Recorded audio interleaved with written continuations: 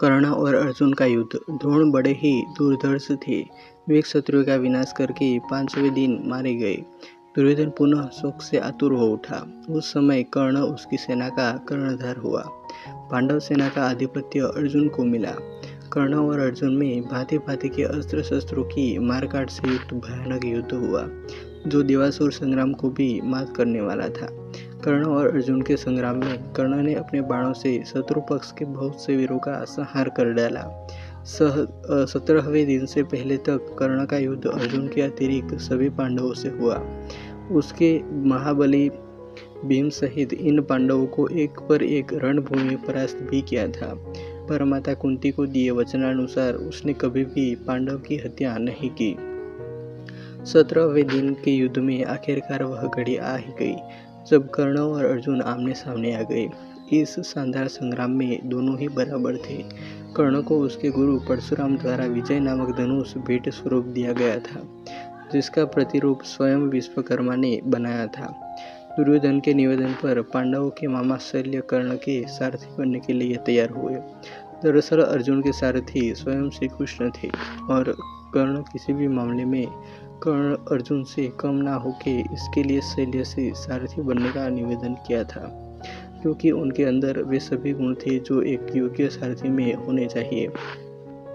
रण के दौरान अर्जुन के बाण कर्ण के रथ पर लगे और उसका रथ कई गज पीछे खिसक गया, लेकिन जब कर्ण के बाण अर्जुन के रथ पर लगे तो उसका रथ केवल कुछ ही बालिश यानी हथेली जितनी दूर खिसका।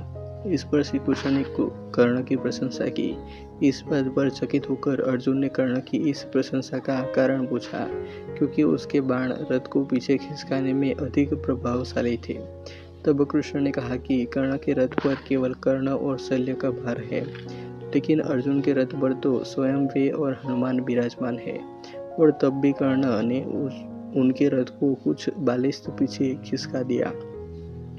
इसी प्रकार कर्ण ने कई बार अर्जुन के धनुष की प्रत्यंचा काट दी, लेकिन हर बार अर्जुन पलक झपकते ही धनुष पर प्रत्यंचा चढ़ा लेता था। इसके लिए कर्ण अर्जुन की प्रशंसा करता है और शल्य से कहता है कि वह अब समझा कि क्यों अर्जुन को सर्वश्रेष्ठ धनुर्धर कहा जाता है। कर्ण और अर्जुन ने दिव्य अस्त्रों को चलाने के अपने अपने ज्ञान का पूर्ण उपयोग करते हुए बहुत लंबा और घमासान युद्ध किया।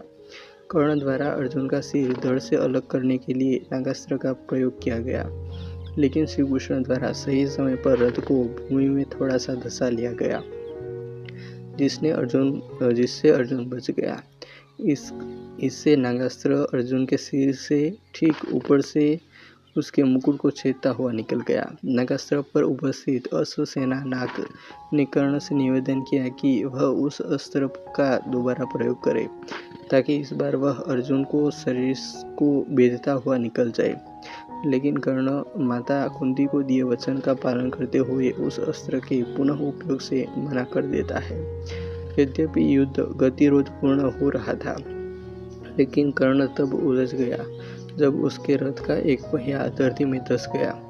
धरती माता के श्राप के कारण वह अपने को देवीय अस्त्रों के प्रयोग से भी असमर्थ पाता है, जैसा कि उसके गुरु परशुराम का श्राप था।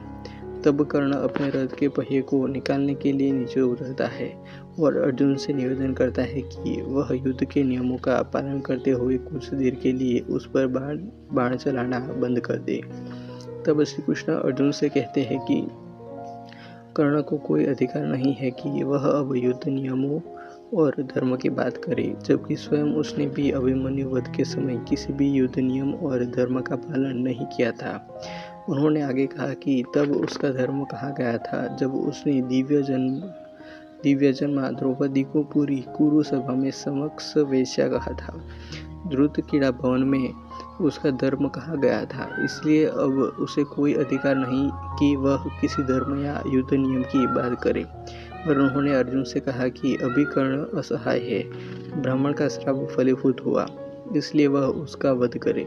श्री कृष्ण कहते हैं कि यदि अर्जुन ने इस निर्णायक मोड़ पर अभी कर्ण को नहीं मारा तो संभवतः पांडव उसे कभी भी नहीं मार सकेंगे और यह युद्ध कभी भी नहीं जीता जा सकेगा। तब अर्जुन ने एक देवीय अस्त्र का उपयोग करते हुए कर्ण का सिर धड़ से अलग कर दिया। कर्ण के शरीर से भूमि पर गिरने के बाद एक ज्योति कर्ण के शरीर से निकली और सूर्य में समाहित हो गई। तदंतर राजा शल्य कौरव सेना के सेनापति हुए, किंतु वे युद्ध में आधे दिन तक ही टिक सके। दोपहर होते होते राजा युधिष्ठिर ने उन्हें मार गिराया। कहानी अच्छी लगी हो तो ऐसे ही और कहानियों के लिए वीडियो को लाइक, कमेंट और शेयर कर दीजिएगा। और चैनल को अभी तक सब्सक्राइब नहीं किया हो तो सब्सक्राइब कर लेना। मिलते हैं और एक वीडियो में। जय हिंद, वंदे मातरम।